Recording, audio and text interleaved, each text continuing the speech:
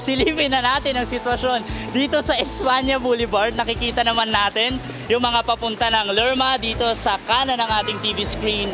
Napakabigat po ng sitwasyon, yung mga papaliko dyan sa Nicanor Reyes Avenue, tuloy-tuloy dyan sa Recto, at yung mga papunta ng Quiapo at dyan sa may area ng Alfonso de los Reyes, papunta naman ng Timasalang. May pagsisikip po sa parehong lane, kaya sa mga estudyante natin na papasok ngayon dyan sa may area ng U-Belt at doon sa mga balak magsimba dyan sa may Quiapo area, pakibilisan po ang inyong kilos at magbaon ng kaunting pasensya dahil talagang sobrang napakaraming sasakyan ngayong Biyernes dito sa may area ito. Siyempre, umuulan-ulan pa. Kaya sa mga nagmamaneho, payo lang po, mag-ingat po sa pagmamaneho. At kung pupunta naman natin, yung dito sa ating westbound, papunta ng Quezon City at area nitong, ano ba tawag na? Welcome Rotonda.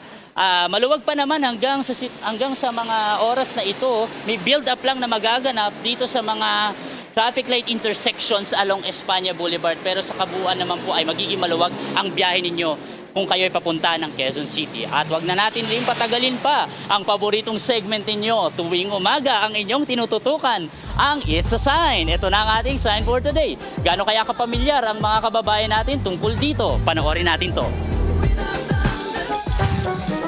Alam mo ba, kuya, kung anong traffic sign to? Ano to eh, mga lubak-lubak to eh.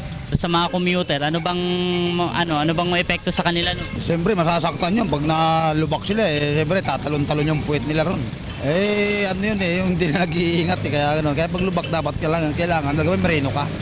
Para iwas disgrasya.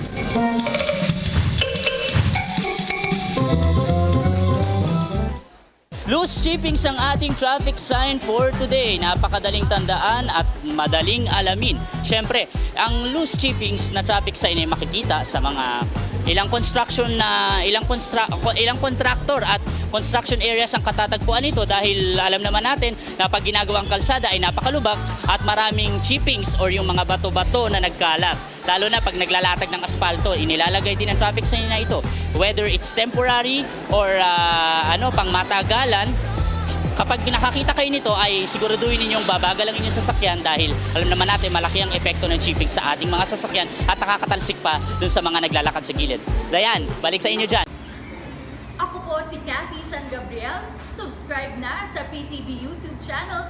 I-click lang po ang subscribe button.